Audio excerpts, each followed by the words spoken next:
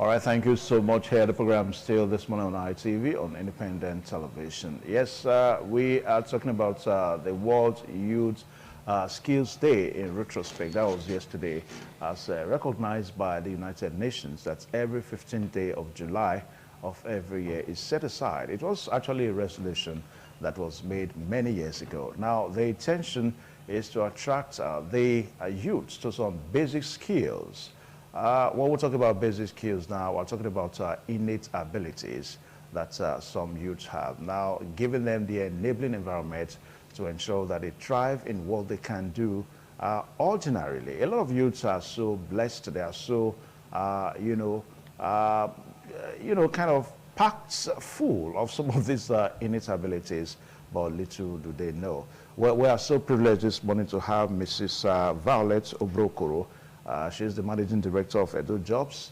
And you're welcome, Madam, to this program. Thank you so much. Thank you very much. It's a pleasure to be here. All right, now, so we're expecting Mr. Moses Gwinede, who is the chairman of the National Youth Council in Edo State, so that he will also give us, the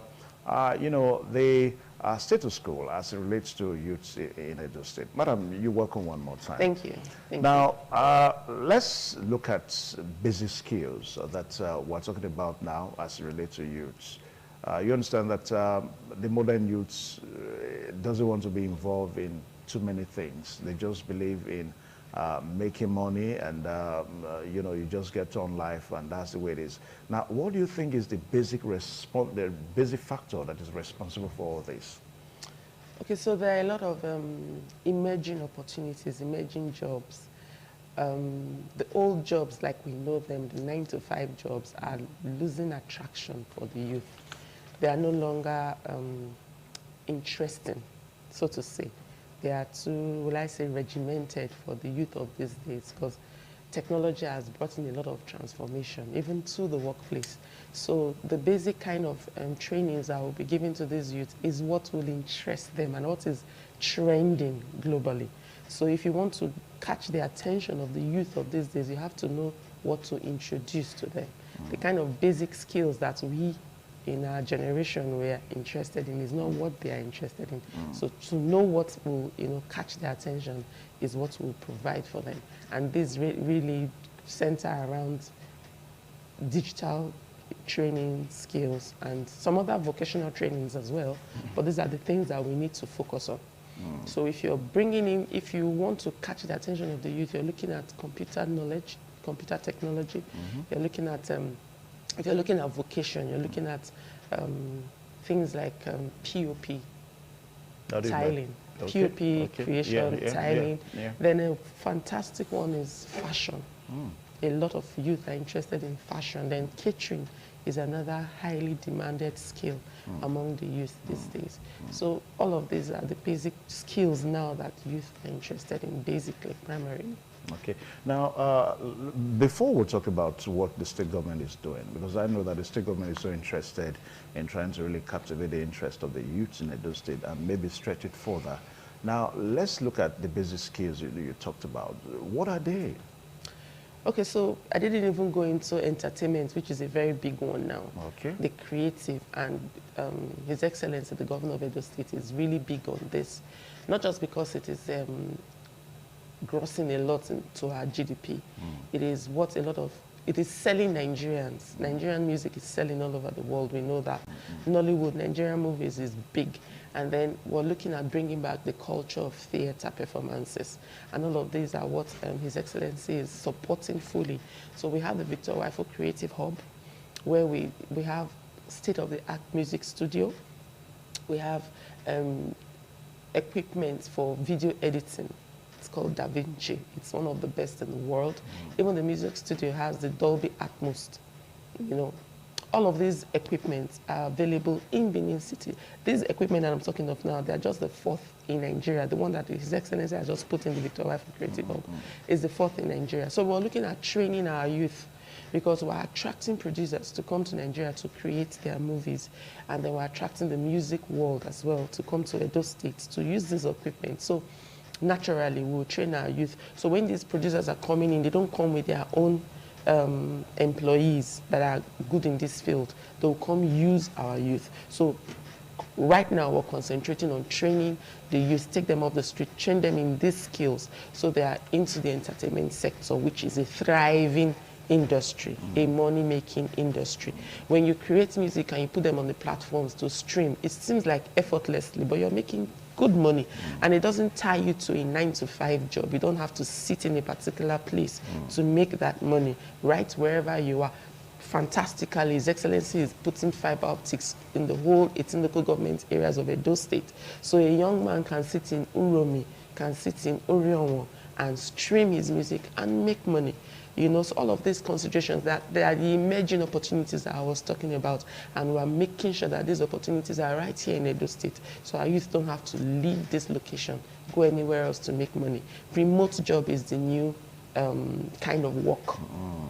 Working remotely. So these opportunities are being created in the creative sector. Now, for the vocational skills, we have trainings in fashion, like I mentioned. We have a fashion hub at the Innovation Hub at IC Road. We have leather works. We train on leather works, shoes, bags, belts. We provide this training too for the youth. Then we have the Innovation Hub itself, where we train people on from basic introduction to computer. Then we move the advanced levels. We have clouding. We have coding, sorry. Then we have cloud computing. We have data analytics. We have web design. We have graphics. All of these trainings and more are available for free. Absolutely free. Okay, let me pause you so that we kind of take the discussion a little bit higher than this now. Okay. Now, let's leave the shores of Edo State now, maybe to look at some national issues that relate to developing skills in the youth, in the Nigerian youth. Now, the presidency, at his inauguration speech, said that this government is looking at about 100 million data jobs, to provide 100 million data jobs for youths that are willing to work. Now, a lot of persons, ordinarily, their mind goes to data jobs. How can that get Nigeria forward? I mean, looking at a nation that is in dire need of basic amenities, basic, things to depend on, agricultural production and all that. So when we talk about all that, where do you think the kind of youths that we have these days, how will they fit in? Well, the whole world is data-driven. Technology, everything is data-driven. So if you don't, it is the way the world is going, and you have to look at the trend, and then you have to conform. For His Excellency, the President, to have said so, he knows that is the new way to go. So all we have to do is train our youth to fill in this gap. There's nothing that does not generate data. And lack of data is what will keep Africa continent in the dark, Nigeria inclusive. So if we have to store knowledge for future generation to use, to have this, it is data. You have to keep data, store data, create data, generate data, have indices. We're looking at human capital development recently, and we found out that Nigeria has basically no statistics.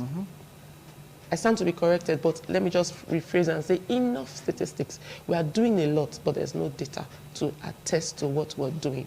All the things we're doing in health, in education, in the labor force, there are no data to capture what we're doing. So when foreign organizations or international organizations come, they score zero most of the time, because we have no way to prove what we're doing, no data to access the information that we say we claim to have, generated or whatever we have done. So it's data, data, data. All we need to do is fill these skill gaps, train the youth on, like for instance, I said at the Innovation Hub, we do data analytics.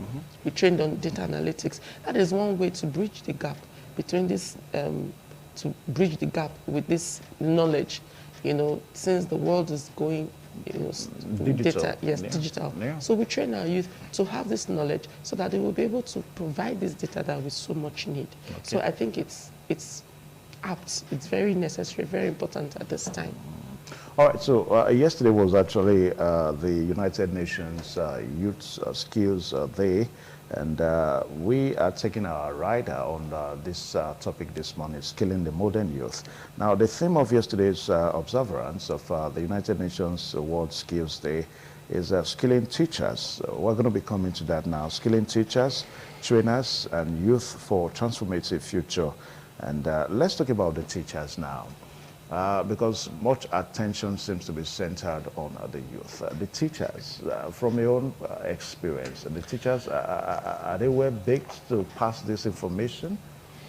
Okay, well, for us in the Edo State Skills Development Agency, we make sure Let us that not center it on Edo State. Let's I take it wanted to outside begin Edo from State there. now. Yeah, because Okay, we are looking at a situation whereby perhaps digital transformation is kind of modern, is new.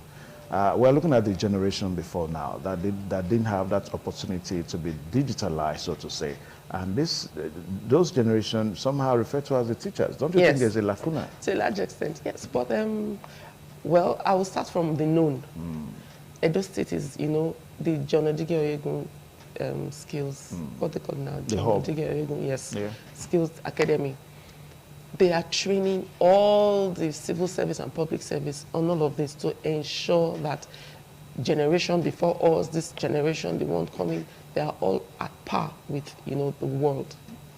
They can stand internationally with this same knowledge. So His Excellency is not lying low. We all know where the world is going. We know where the trends are right now. So we're bringing these skills to the public service and the civil service. And each of the different MDAs are doing the same as well. So it is true that the generation that I just seem to be living now, there was a lacuna, there was a huge gap in the kind of their access to knowledge of digital skills. But everybody's coming on board to learn.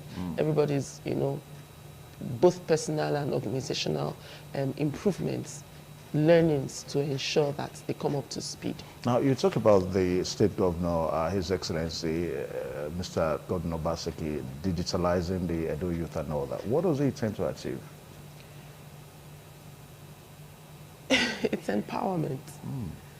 It's to make you relevant, not just in the States, but anywhere else in the world.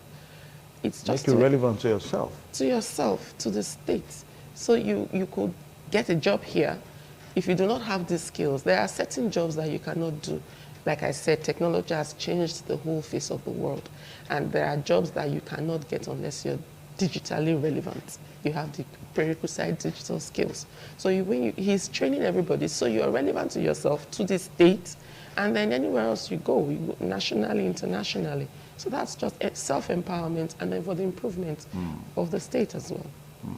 Now, the vocation you talked about a while ago, if you even look at outside of the state now, maybe in a more wider perspective now, in a more wider spectrum. Now, it appears that the kind of vocation that that youths are learning these days, it seems to be more limited, maybe restricted to some certain areas.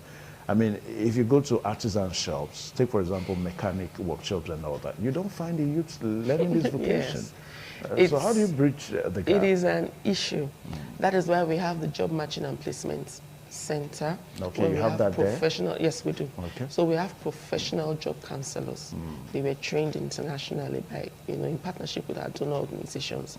So there we counsel the youth. When they come, some of them don't even know what they want. They don't know what they want to do. So we counsel them knowing their background. Are you learned? Are you literate a bit, and then what are your interests? So we can advise properly.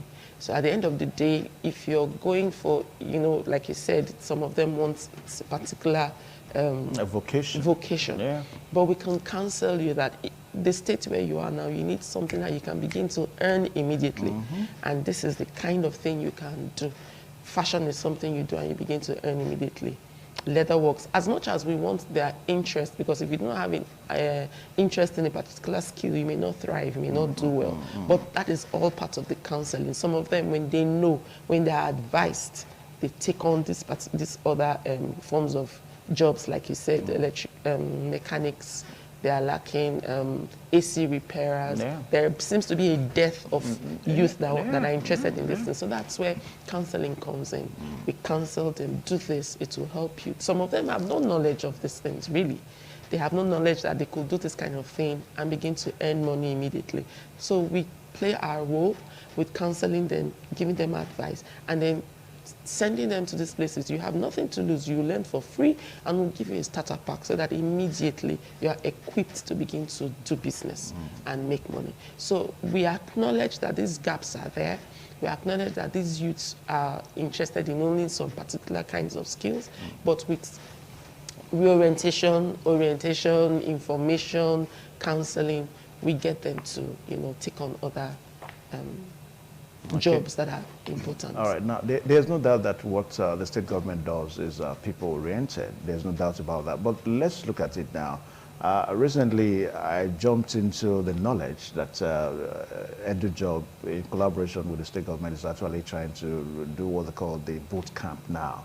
Now, a lot of persons don't know. A lot of people, they are not even aware of that we have such a thing in the state. Now, for a government that is people-oriented, that is social, in whatever it wants to do, people are not aware. Well, what is the boot camp in the first place? Okay, so the boot camp is actually called the Heartbeat Boot Camp. It's a 3 weeks training for youth to learn everything. Well, I say everything, to learn about theater performance. So they're going to be learning stage construction, they're going to be learning lighting, they're going to be learning costume making, they're going to be learning voice projection, and then they'll learn scripts and create a play. That is the ultimate aim of the 3 weeks boot camp. We're doing it in collaboration with Benedict University, and that's where the camp is. It's 3 weeks living camp. We'll feed them, the state government feed them. We're also doing this in collaboration with GIZ Sky. What's that now? GIZ Sky is a German corporation. Okay. In partnership with the Edo State government. Okay. So they provided for the youth, feed them, house them, and then they train them. It's intensive, but it's a beautiful project. Okay. Now, this information was put on all our social media handles, and they apply. You don't have to know anybody. You don't have to just see it, apply, and then we did selection based on the applications. We had over 500 applications, and then we needed 100 persons. So we selected these persons, and then we took them to camp. So right now they are in Benedict University. They provided the accommodation, security, a whole lot of other contributions, to make the camp work. Now, the state government will train them for these 3 weeks. Now, we have an upcoming event as well, Theater Festival, maiden edition of Edo State Theater Festival. So these trainees, with the play they come up with, it will feature in the theater festival. That is the concept behind training them. So among other performers, of course, but this is the idea. So ultimately, our dream is to have these youth trained in theater performance begin to create plays and begin to get these plays so that going forward, they begin to earn. Now, like I said before, if I had not probably invited you, Mrs. Obiokoro, you may not have come to let Edo people know this. That's what we're saying. The government is doing a whole lot, but people are not aware. The government is doing we're doing our best to put all of this information out there. Go to radio stations and all of that. And we'll keep doing that. We'll keep improving on it. But you didn't come to ITV. I mean, we don't have such... Okay, we'll repent of that and then make ourselves more visible, more regular with your station. All right, so how long this kind of innovation, how long is it going to stay? I mean, for a government that is on the verge of leaving now, are we going to have it continuous? Yeah, the Edo State Skills Development Agency is a public agency. It is not going anywhere. It is not dependent on... True, the dream of the government or the vision and the backing of the government is very relevant. But the idea is we have begun all of these things and we will sustain them. We'll make sure that there's continuity. The youth will remain. The agency will remain. We'll continue to make sure that there is training available for them. It's the mandate of the agency. It will not change. So it will always be that we're looking out for the youth to upskill them, make sure that they have the necessary skills to survive. Okay. So this boot camp you talked about a while ago, you said this first one is about rounding up now? Well, we just did a week. Okay, you've done so we a have week. 2 more weeks to go. Okay, 2 more. So it's going to be for 3 weeks. Yes. So after that now, are we going to have another? Yes, hopefully to continue. We'll keep training them because the idea is to bring back the theater culture. I don't know about you, but growing up, we had a lot of The folklores, yeah, stories, exactly. and all that. Yeah. Exactly. So, and Edo is rich in, culture. So the plan is to bring back theater practice, where people go for theater to watch plays and all of that. So we'll keep training them. This is the maiden edition. We'll have other batches, and then all of them will build a community of, theater performers, and then they'll keep generating these plays. Let's talk about other maybe sister agencies now, other relevant agencies that maybe do the same thing that you do. Now we have NATA. NATA stands for National Association of Automobile Technical something. Now these people, they train mechanics and all that. What is the level of partnership, level of relationship with some other organizations that's also impacting skills into the youth? What is the level of partnership with people at Okay, so sometimes we partner with them for facilitators. So they bring their facilitators to train our youth. That is, one of the ways we partner with them. And then for those like NAPTEP that give certifications, we make sure we follow their curriculum so that our youth can now write their exams. We sponsor them, we train them using NAPTEP curriculum, and then we pay for them to take the exams so that they are certified and they can work anywhere in the nation or even wherever their certifications are accepted. So we partner with organizations for curriculum, for facilitators, such Okay. ways. Now, we have, when we went to a tertiary institution, we didn't have what they call entrepreneurship program now. At graduation, we didn't have that. But most schools, they have entrepreneurship departments. Now we have Edo State University is there, University of Benin is there, Igbenedion University is there. We'll have the College of Education now in Agora is also going to kick off any moment from now.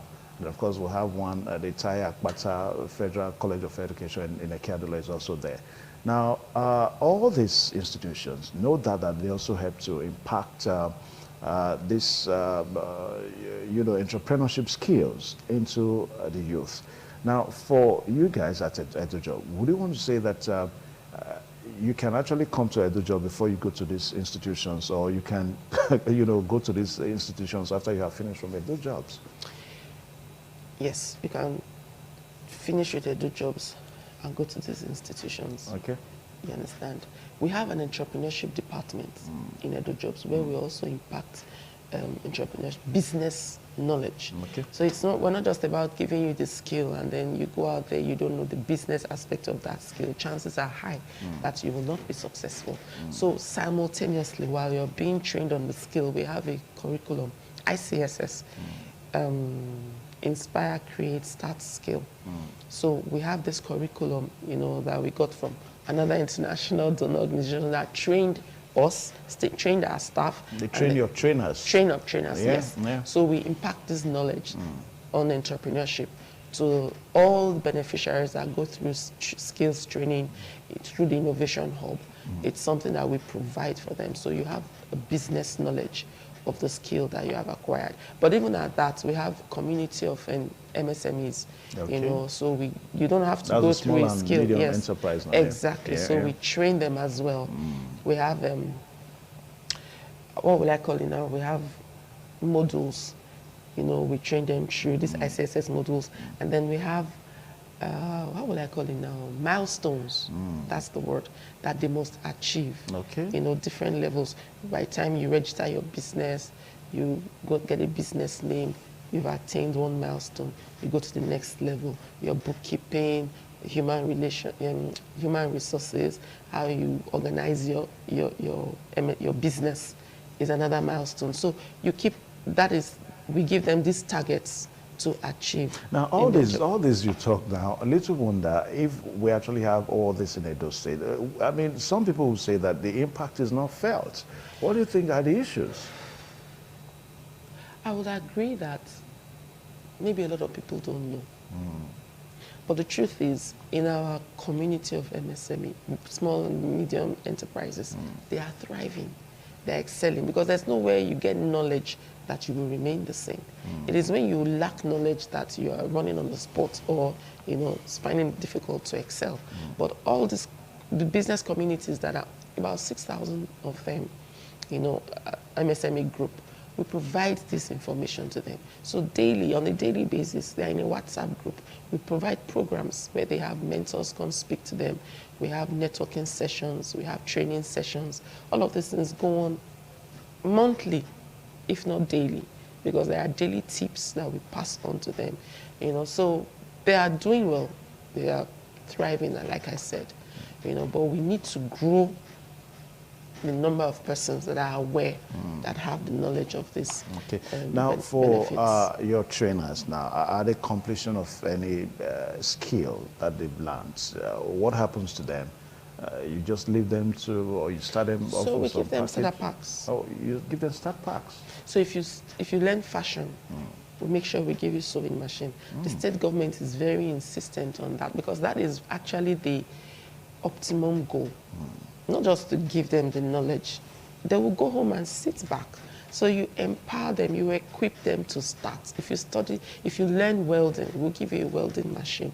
We always give you something in relation to what you have learned. Even if it's catering, we give you equipment to begin immediately to earn.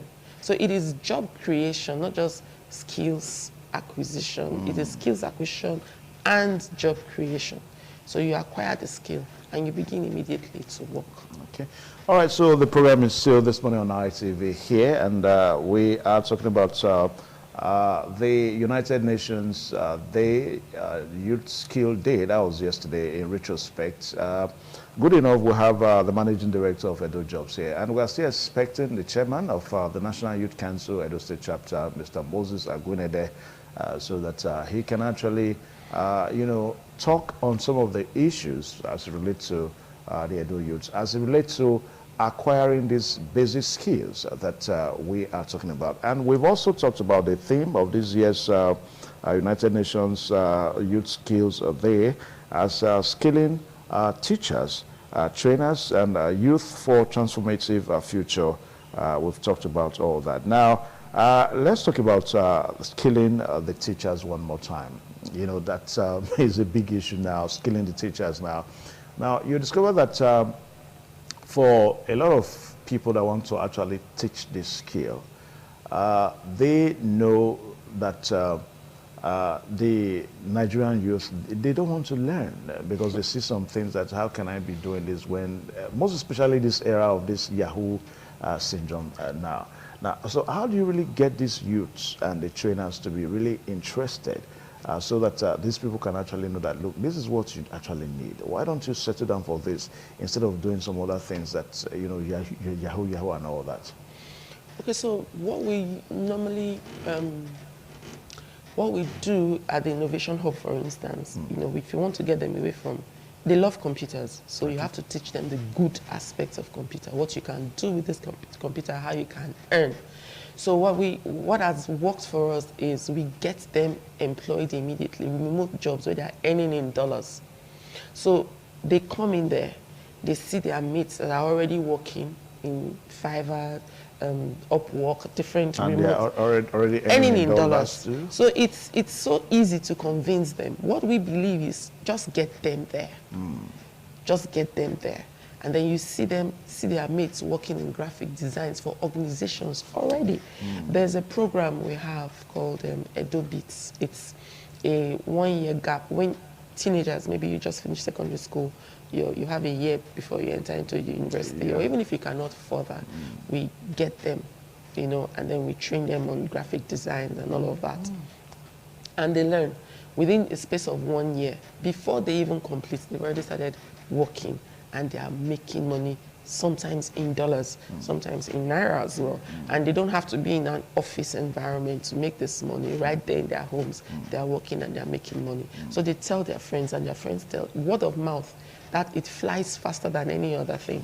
And then when they come, the facilitators know to make sure that, like I said, orientation, to make sure that when they come in, you pass on this information. And we do that very well at the job centers, because it's just a working place. Anybody can walk off the streets into this place. And we train you on CV writing. For those of them that want to get a white collar, blue collar job, we train them on how to, employability skills, how to improve on your CV, work ethics, interpersonal relationships. All of these soft skills training are taught to them. So, and then we do internship and apprenticeship. When we train them, after giving them these soft skills, we have a pool of employers, strong employers in the state, that we send this youth to, to acquire a little bit of experience, especially for the ones that are green. We send them to these places, 3 months internship. We pay stipends, transportation and lunch. The employers don't have to do that, so that these youth will have access to this experience that they need. Most of the time, we have over 70% retainership. The employers retain them because they've trained them, they know their business now within the first 3 months. And then they keep them and they start paying. So we've placed this youth in a job. Apprenticeship, the same thing. When we train you on welding, when we train you on leather works, we look for master craftsmen that we attach these youths that we've trained. Now, that makes me to want to ask you the question, Mrs. Obiokoro. Now, what happened? I remember when this administration came on board, I have one or two persons that actually, I think they went to the state's house, to the government, so they went to government house now to fill some forms. They were told that fill your form according to your discipline, according to what you know you can do, that the government will reach you, or some form of employees, some form of employers now, they will reach you so that they can give you this job. Now, what happened? It happens. So what we do is first line selection. So when you come, we register, we do the selection, and then we give you this employability training skills and all of that, and then we send you to the employers. No, we do that, and then we send... You employ for the employers? No. Okay. We do selection. Okay, for the employers? For the employers. Yeah, but these people were never reached by the employers again. So it depends on what the employer wants, I mean, ultimately. We're talking about almost about 7 years ago now. Well, I still hear people say this, that I applied and I wasn't given the job. Thousands of people applied. Not everybody can be taken. 1,000 persons may apply, and they may be looking for just 50 persons, 20 persons, 30 persons. So there are a whole lot of youths out there that do not have a job. So what we do is, when they come back to make inquiries, I didn't get a job, we encourage them, don't just sit back waiting for that job to come. Learn a skill. These things are free. You have absolutely nothing to lose. While you're waiting for the white or blue collar job, learn a skill, start earning. Now, the employers, how much do they even know that they can actually also reach you people at those jobs? For them to know that, look, you guys have people that have learned these skills. How much do they know? So we do a lot of stakeholder engagement with the employers. With the employers? Yes. So we go visit organizations, yes, here in Edo State, 18 local governments, wherever we know there are organizations that can take our youth, not only Oredo, everywhere, Auchi, across the states, we engage employers, we bring them together. We're training, what are your needs? We do a needs assessment. What are the skill gaps that you have in your organization? They let us know, and then we train to suit those gaps. And then we match, we place youth within those organizations, since we've trained them, like a train to hire thing. These are the gaps that you have. We train our youth to match that gap, send them there for internship, let them practice. And then so what we do is a lot of employer engagement, so they are aware that these services are available. And then... All right, so let's talk about gender now, because there's no way we can talk about skills acquisition without bringing gender into it. It's a factor, whether I would like it or not. Sure. Ordinarily, you find some males, they'll tell you that, look, they don't want to go into that vocation, they don't want to go into that profession. It's cut out for the women folk and all that. So how do you deal with all those kind of issues? I think it was just last week, we had a new set of trainees begin fashion, and I walked into the fashion hub and I saw a lot of guys. Normally when I go there, I see ladies, I saw a lot of guys. I'm like, oh, it's working, because we're insisting, we're telling them it's not a gender. Fashion is not only for women. I know there are men in fashion, but we encourage them to learn. A guy, you can learn how to make female clothes. You mustn't be restricted to male clothes. And then even in hairdressing, like I always say, these things are information, orientation. We let them know that you can do well as a male hairdresser. You understand? So we're passing this information. And sometimes some of the donor organizations we work with as well insist that this training must be given to female. For instance, we had a partnership with Udacity, and they trained over 800 ladies in soft skill, digital skills. You know, so that particular demand was for women. Some of them for solar panel installation. They will insist on sponsoring ladies. So we have men, but then you have organizations come in and say we're sponsoring ladies to learn this trade. So we have a mix of them with this gender balance, and then sometimes we have more female, especially in, like you said, skills where they think it's a man thing. We have lady mechanics, we have lady barbers. Now, at the inception of this government, the state government talked about one lady mechanic. I've forgotten her name now. A lot of people actually thought that that would probably spur other females out there into taking into the profession. But perhaps that is just one lady mechanic that we saw. We never saw any of... She trains. She's still in the business of training persons. It's just that you don't go back there to now follow up to say, okay, is it still happening? Is she still in existence? Now. What about other prospective females? What happened to them? You mean outside her, nobody wants to, no female? She trained the trainer, something like other females that we train persons. I think it's interest. So only she had the interest? Well, the passion, not only she, they are there, but they're not as loud as she was.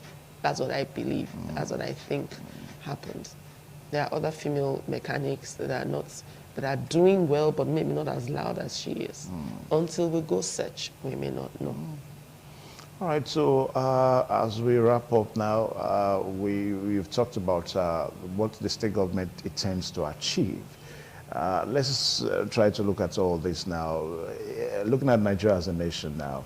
Now, how do we take this outside Edo states so that other state governments can probably begin to learn that there's something that is working in the state now? How do we take it outside? Interestingly, we have a lot of states come to study tour in Edo State. They come study what the Edo State Skills Development Agency has on ground, in the innovation hub, the creative hub, the production hub, where we have a cluster of manufacturers at Sapler Road there.